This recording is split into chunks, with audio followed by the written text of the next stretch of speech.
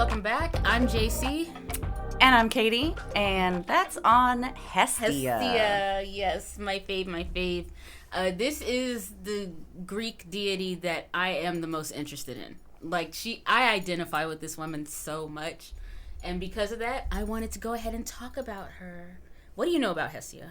Honestly, mostly just her name. Okay, great. I did read a series of fiction that kind of talked about her, but it was more like the manifestation of Hearth and Home. Are you talking about Percy Jackson? No. Okay. I can't remember the name of it. Oh. I'll send it to you when I remember. Yeah.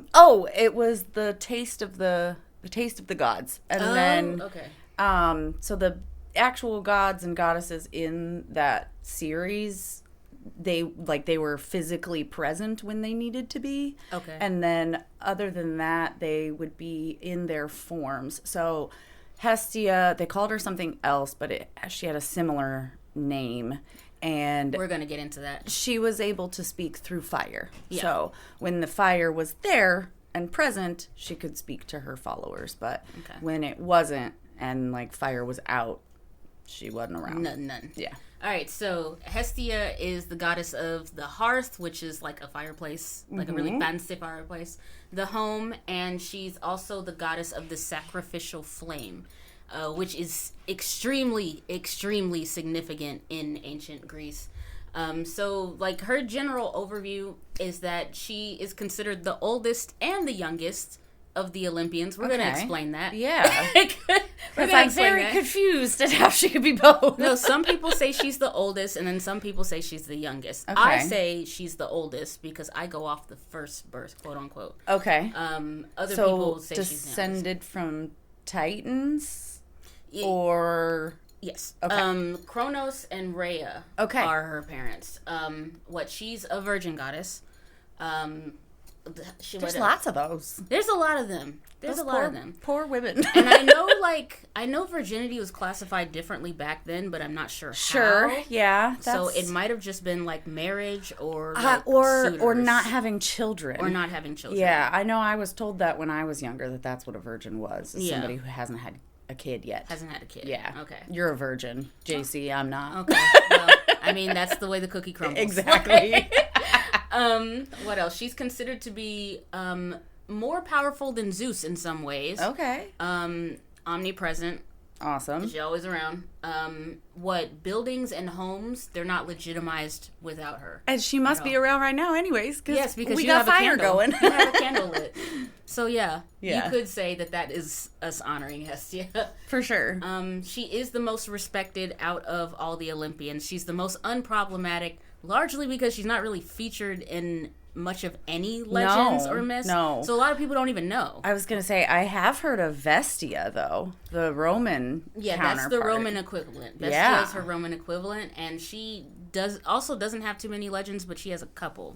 Okay. She has a couple. They're probably really important ones then. Yeah. We're going to talk about one that for a while people thought was Hestia, but it was actually the Roman counterpart. Okay. But at least it's maybe one. Maybe that's what I'm thinking of too. Maybe. Because, I also want to say one of our favorite bands. Oh. That's why he's Vessel. Yeah. That's my man. I my know. God. A sleep token, marry me. Anyway. Just all of them. Just all four. It's fine. Come on. We're going to do this, guys. What else? But there is a possibility that she's actually featured in a decent amount of legends without us realizing it, and that's because her main thing is that she's always tending a fire. Is that she's always she always could in the very hearth. well have just been in the background all the time. Okay. And none of us had no idea. Okay. That it could be that situation. I mean, that's kind of cool though. It is, right? Yeah, more just like a. Not that I really think angels are existing, but like an angel that just hangs out all the time. That's so funny because I interpret in some way I interpret her as Abed from Community, except she doesn't talk that much. So she's always in the background, but it's just what, were you there? Right. Yeah, I was there. Yeah. Oh, okay. Of course. But what her symbol is the kettle, makes a lot of sense. She's the home lady. Her animal's the pig, also makes a lot of sense. That's a extremely important Yeah. animal to sacrifice Yeah. back then. Very, very, That very and hard. goats, right? Goats too. Yeah, Goats because too. the one I'm going to talk about Yeah. is goats. Yeah. And donkeys. Mm-hmm. But mostly goats. Yeah. What often depicted mostly like chase. So like she's not depicted salaciously. A lot of the images back then, like most of the women didn't really have shirts on, but Or a whole lot of clothing. or a whole lot of clothing in general. Anyways, but yeah. she's Unless they were considered- like war. yeah, that's different. They're fighting, then they have Then they have chest the plates cloth. on and stuff. Then they have the cloth. But she is she's considered like chase. She's usually sitting. She has like a chase tree cutting in her hand as well. She's like beautiful, and in some of the hymns they say that her hair is wet with oil all the time. Okay. I know, I didn't expect that. Well, then that would also mean that she's like regarded pretty closely, right? Because back in the time of the ancient Greeks, oil was really, really important. It is. It's That's very how important. you carried around your fire. That's how you like cleaned most things was with oil. It is, And even in, old Christianity legends, like anointing with oil was also super important and part of a regular like worship practice. That's true. She's extremely important. She is the most worshipped. Okay. And we're going to get into how that works out while her simultaneously barely being acknowledged. Yeah. So what her general history, like I said before, she was born from Rhea and Kronos. Yes. What she was the first to be swallowed by Kronos. As you know, Rhea presented the kids. Kronos said, Yep. I'm gonna gobbled eat her. those. Right. And she ended up being the last rescued when Zeus did his thing and Kronos started throwing people up. So some people say that she's the youngest because after that quote-unquote second birth, yes, she came out last. So there was like, she's the youngest. And I'm like, that's not how No, and being born especially works. because you even wrote there that she was the first to be swallowed. The So, like, first. that would make her the oldest, Yeah. at least in my head, because when Rhea presented all the kids, there was like 10 of them, right? There's a lot. But 12. 12? Okay. But then, he was like, oh, no, Yeah. I don't want to do that. Not at all. But to me, like, throwing up a kid does not equal birth. So No. it's like, that's why I'm like, she's the oldest. Can we stop? Exactly. What else? After she, like, assisted her siblings in taking over the Titans, getting that whole situation taking over, becoming Olympians, she was approached by Poseidon and Apollo for marriage. She refused them both, which, girl, same. Right? I'm sorry. They both seem like I'm not real winners. No. Like, I don't think I would choose any of them. Not even Hephaestus. Like, just I'm cool. I'm cool off of y'all. She went to Zeus and she asked. I don't know if she asked or demanded. It depends on what version you read. Okay. But she asked for a virginity pact for the rest of her immortal life. Okay. And Zeus was cool with it. Like, he has no beef with her. Zeus, he's chill off her. So I feel like that kind of makes sense also with, like, the Percy Jackson stuff that we've talked about, because Zeus was kind of one of the only ones that was like, we can't have kids anymore, and I'm not going to have kids anymore. Mm-hmm. And then pretty much all the male or masculine presenting deities were just like, haha, that's funny, and then didn't follow that. So I feel like Zeus also violated it too. Yes, yeah. So I feel like her presenting that to Zeus and being like, "Hey," he'd be like, "Okay." No, I would imagine that he would be like, "Yeah, he'd be chill off that. Sounds good." He was cool with Artemis as well and Athena's decisions. So she was granted that, and she was then considered off limits because of that. Her and Artemis and who was the other person I mentioned? Apollo? No, or not Poseidon? Apollo. Not Apollo. What out of the women? Artemis and Athena. They cannot be influenced by Aphrodite because of those pacts. Right. So what she has her throne on Olympus. I know there's like some thing that says that she gave up her throne for Dionysus. That's not actually true. Okay. That was an embellishment made by an author. I don't know if they're like a songwriter or if they wrote a hymn or whatever, okay. but that's an embellishment. She didn't do that. So she has her throne, which makes a lot of sense, because if she's that important, why do you have her giving up the throne for Dionysus? That don't make no sense. No. So yeah. Fire's not going to lay down for wine Fire's not anyways. going to lay down for wine? Are you serious? Not at all. Come on now. Like, Dionysus has his place. He's been having his place. He didn't need to, like, that didn't need to happen. But yeah, she has her throne on Olympus, but she is considered largely omnipresent. So oftentimes she's not even depicted as being on her throne per se. Like, it's more like she's sitting in a home. Okay. Or things like that. I kind of like that, though, because it's more, I feel like that's more protected. Yes. Like, if you're closer to the family that worships you. Yeah, like, you're, like, right in their space. Right, yeah. Exactly. I do kind of like that. And it's, like, it's really any place that is considered a home. Okay. Like, whether it's, like, for a short period of time or a long period of time. Okay. If that is a place that is supposed to bring warmth and familiarity and safety, she's present there. Yeah. So in that way, she's here. Exactly. Exactly. And it's the reason why, like, a lot of people refer to her as omnipresent, because it's like, you're pretty much everywhere. And at some point in everybody's house, you're going to have some kind of a fire. Right. Whether it's a candle or an actual fireplace. I was going to say, our oven is gas. Our that stove kind of thing. is gas. That kind of thing, exactly. She's also one of the most wealthy out of all the gods and goddesses, if not the most wealthy. I feel like that would make sense, too, because she's probably, like, very, she'd be, like, given a lot of gifts. Mm-hmm. Because and especially back then, like, fire means life and it does. And being able to eat and feed your family and keep your house warm and not freeze to death. So I do feel like she would be kind of wealthy, because they're just like laying everything at her feet all the time for being so generous. And her personality, she's often depicted as, like, sweet, non-confrontational. She's welcoming, understandable. That's awesome. She's that lady that bakes cookies and goes, "Hi, everyone."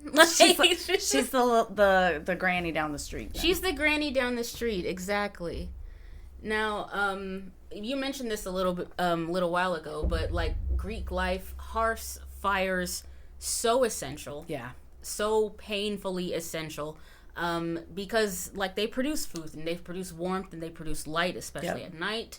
They're used for sacrifices. Mm-hmm. It's just, like, everything centers around that fire. So to have a goddess of the fire that's constantly poking it and tending it, making sure it stays important, lit too. She's extremely heralded. Heralded? Is that the word? Okay, yeah. Yeah, she's thought to know everything because she basically exists everywhere. Yeah. She's everywhere all at once. Then, all at once. Yeah. Everything everywhere all at once. I like that movie. I haven't seen that one. I like it. I think you'll like it. You'll be confused the first time. Oh, okay. But you'll like it. You cannot give offerings to other deities without honoring her first. Okay. That is why she's considered to be the most wealthy and the most powerful, because that's a lot. Yeah. Like, anytime you, like, just walk into any sort of temple, you have to honor her first. Yeah. Her hearth is there. Give something to that hearth. Right. And then you go and you honor the other deities. And then you go home and there's your fire again. Right. So it's like that she's everywhere. Yeah. She's everywhere. You have to respect this one. You would kind of give other things to honor her even in your own house, because, like, in that book that I was previously talking about, like, you bake your bread on the hearth, she can taste that. Like, she would be able to kind of, like, reap the benefits of all the things that you're putting into your hearth. Which just reminded me, I didn't make my starter this morning, but it's I knew there was something I needed to do before I came over here, but whatever. It was also commonplace that travelers would honor her as well. Okay. You go to a new place, you go to a new city, you go right to that hearth. Yeah. Like, you show your respects there. Right. Well, and, I mean, if you were traveling over the nighttime period, too, you would need a lamp or a torch or something to keep fire going so that you could see. Mm-hmm. They would also take the fires. Pun intended. She's very illuminating. Oh, God. Why did you do that? Because I know how much you love it. We have to talk about this, really. We have to talk about this situation. Because the puns, they gotta stop. They gotta stop. You're being so disrespectful to my wants and desires. And you're laughing as you stare me in the face, and then you're gonna do it again in like 5 minutes. This is what I mean. Stop! It's not funny. No, you're funny. Anyway, these cities would have a main hearth in their the hearth would be like at the center of like I think it's called a crytanium. It's like a town hall. Okay. And you go there and you light your thing and then you bring it to the home, and then that's how the home is blessed. Okay. By Hestia. I feel like that makes sense, because then they would have like their like council type meeting things in that space also. Exactly. So like important political decisions would be made about the community in that building. Everybody goes in, they honor it. Space. A whole lot of Greek buildings don't really have walls, but just in general. Yeah, they don't. But one thing they will have, a fire. Yeah, that's right. They're going to have a fire in there. So what else do I want to talk about? Oh, I want to talk about this legend that actually involves Hestia. Okay. I couldn't find anything on Hestia, and apparently I'm not the only one that has a hard time finding it. Because she has hymns. Okay. But she, like, specific legends that say, like, what did she do? Okay. No. So we're going to go off the one that was just makes me feel like she's unbothered. And she is just, unbothered. like, not going to deal with any of the she's Greek not. god shit She's that they were not. getting into. She's more illuminated. That's right. She's more liberated. Yeah. She doesn't care. Right? And she's like, that's beneath me. I don't Yeah. I don't need you that. guys are fighting over that? Right. All right. Exactly. Turns head. So we're going to talk about a legend that involves Hestia, because a lot of people thought it was associated with her. And there's a lot of overlap, so I'm just like, maybe it was at some point, and we just lost that record. But mostly this is a Hestia thing. So there was a party. I think the party was hosted by Hera in this depiction. Okay. Whoever is it Morgana, or I can't remember what Hera's Roman counterpart is. Hera's Roman counterpart. That is why Google exists. Juno. Okay. Yes. So there was some sort of party that may or may not have been hosted by her. I've heard so many different renditions. We're just going to go with it. Okay. So at the party, everybody's there. And everybody's having a great time. And then Hestia, she goes and, like, she walks down, like, a path. And she goes and lays on a log. Okay. And she's about to take a little nap. And there's another god whose name I cannot remember, but he has a very long eggplant. Okay. And he's known to use it sometimes consensually, sometimes not. Okay. So Wantonly and sometimes without we're permission. We're going to call him Long Eggplant. Okay. So Long Eggplant finds her, and he's just like, I'm going to get some of this. Yeah, I know. And, like, as he is about to, there is a donkey that goes up and starts neighing, like, real loud. Okay. And it wakes her up. And once she's, like, woken up, he, like, of course he freaks out because he's like, oh, God, this is a serious goddess right here. Right, I gotta get out of here. He's like, I think I made a mistake. Exactly. And then he leaves. And then the donkey, I think the party goers, they sacrifice the donkey, and then they use it to honor the eggplant guy. Oh. Yeah. And Ew. I was looking for another rendition of it because I'm like, this don't make sense. But you know what that also makes me... That makes me feel like when that region was kind of taken over by the Crusaders, which is Christianity, everybody. So we're clear. They did not want the Greeks or the Romans to be praising these gods and honestly being polytheistic. They just didn't like that at all. I feel like that may be why a lot of her stories or legends or songs or anything like that, they may have just been destroyed. I agree with because misogyny. I agree with that because that's what happened to Ashura as well. Yeah. I might do a video on her. Ooh, yeah, I'm going to do a video on her later, guys. But yeah, that's what happened there. Thank you. And yeah, they used it to honor him instead of honoring her. And I can't remember the reasoning why, but I wish she wasn't sweet, and I wish she was a little wrathful like Athena. Because then, honestly, I do too. Girl, burn the whole thing down. Because she's like, when you think of our rendition of like Hestia, she's ear hustling all the time. Like, do you understand how many empires you could rise and fall with that information? Exactly. Like, you just tell the right person, like, hey, guess what happened over here? And she just won't do it. And I'm like, why are you such a good person? Stop. I don't like it. I do not like it at all.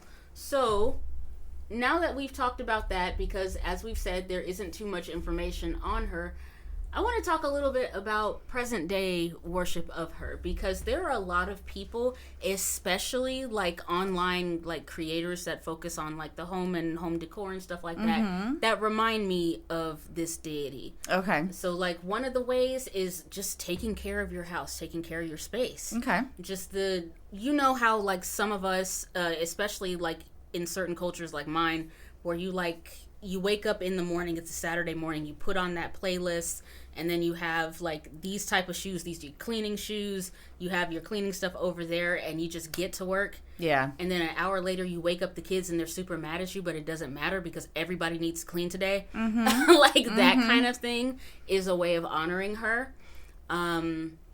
Cooking, as we mentioned before, baking, like all of these things, it's considered an honor to her because you put it really, really well. Yeah. She can like taste it or she can smell that. Yeah. Yeah. And it would like honor her regardless of whether you were trying to do it or not. Yeah. It's still going up to her. Yeah. I feel like there's quite a bit of the Greek and Roman practices that we know of. And really all of their gods and deities were just present for them all the time because they linked everything they did to a god or a goddess and what they were in charge of or what they were felt more included in. Like, if you're going to go on a long journey, you're going to leave offerings for Poseidon. Yeah. If you're going to go to war, you're going to contact Artemis and Athena and be like, hey, help me, please. So I feel like that has also kind of carried through the ages, really. I think so. And it's something that they would still kind of reap the benefits from and appreciate. Yeah, I think so. And it doesn't have to be a specific kind of offering either. Really, it's just you using your space. Yeah. So, like, I know a lot of people associate bread with her, which makes a lot of sense. Bread was very important. But it can be anything. You're making a soup, that's to our girl. Cool. Like, anything like that. I like that.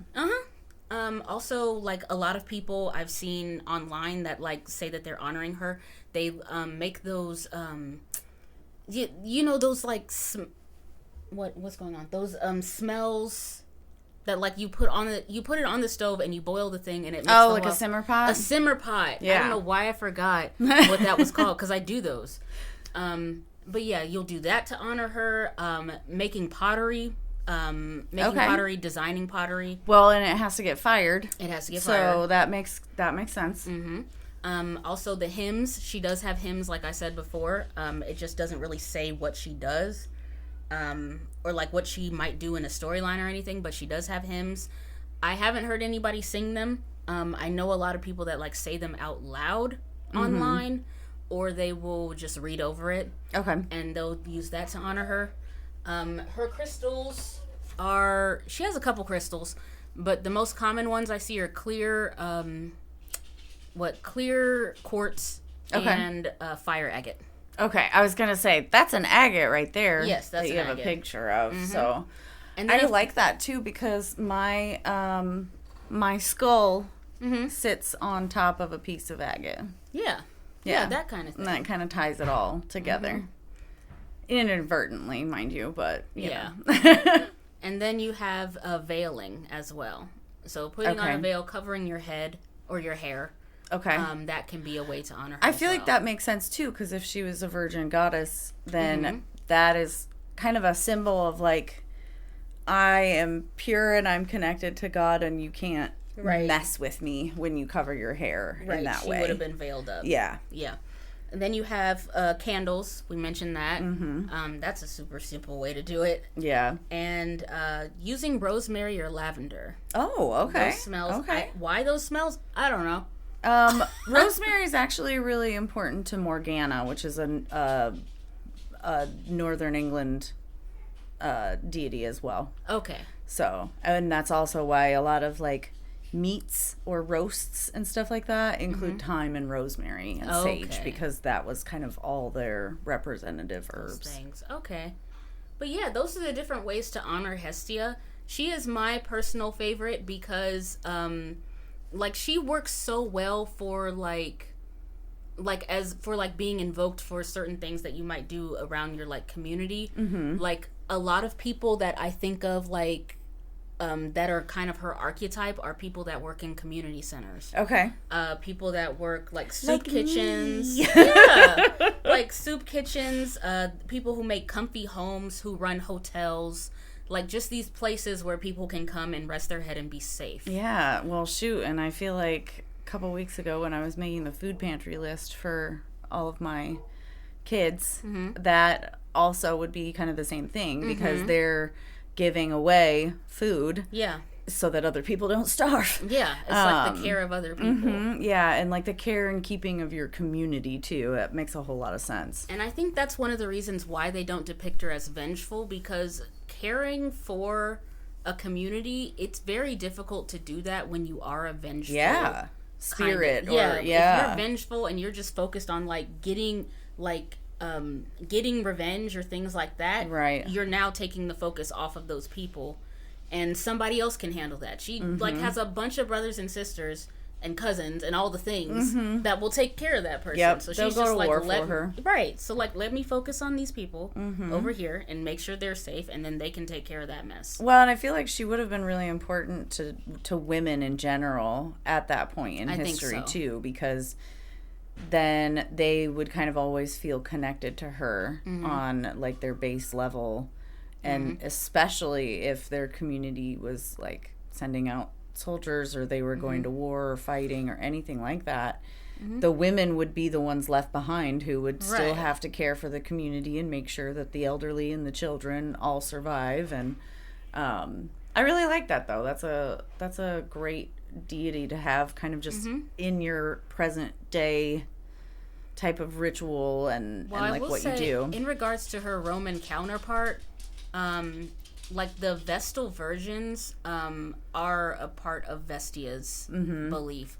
Now, I don't think their situation was necessarily the best. Right, yeah. But I will say that had a lot to, like, that I believe they had a lot to do with, like, care for the home. Okay. And things like that. Or, like, care for Vestia's space. Okay. Specifically. Yeah. So, yeah, in that way, like, you can see how it kind of relates to, the Roman side. Like, those women, like, taking care of what they have while the men are doing whatever. Right. Doing gender roles and whatnot. Dumb man things. Idiotic man stuff. So, yeah, that's Hestia. Like, I hope you guys really like Hestia, honestly.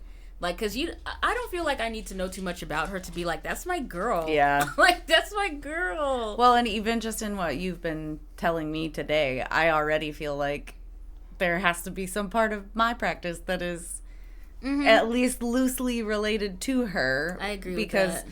I always have fire. And like I said, I always have agate because my bones rest on a plate of agate. And I would consider the things that I do in the kitchen as being kind of loosely honoring her. And like you said, soups and stews and kind of bread and that kind of thing. Like those all kind of go together in order to create a peaceful, beautiful home. Right. And she would probably really appreciate that. Now, I would say, like, it's, like, for my practice, it's not my place to, like, really honor another deity. I know that's, like, not how I'm supposed to move. Right. But at the same time, like, well, I'm not really honoring her, but it's just like, girl, I get you. Yeah. Like, I get that because well, and the energy is there. The energy is there, and so many things that I'm supposed to do in this life line up with this. Yeah. So it's like, yeah. Right. I understand that very well. Exactly. Yeah, so that's Hestia. How do you think? What do you think? I like it. It's funny because the next goddess that we're going to talk about has a few similarities. Mm-hmm. Mine's not sweet, though. She's... They can't all be sweet. No. They can't all be sweet. But that's on Hestia, and I really liked learning more about her because, like you said, there's not a lot of stories or hymns or anything kind of passed down about her. That was her husband sneezing, by the way. I just want to make that clear if you guys heard that. They probably did. It's right there. Yeah. Oh Lord, that's okay. I do pretty good with the editing and cutting things out when they don't need to be there. But okay. I am really happy that you decided to join us this week and listen all about the Greek goddess Hestia. Yes, I love turning people over to this side. That's right. And honestly, learning more about past cultures, ancient cultures, that's always been something you and I really connect on, and we both really like looking at that kind of stuff.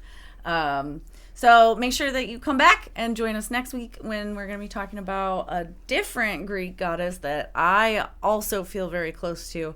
And in a couple weeks, I don't know, maybe we'll talk about some other occult stuff that is kind of fascinating and kind of scary because we're in the fall season and it is darkness's time. So let's just keep that in mind for our next one. And we'll see you next time. Bye. Bye.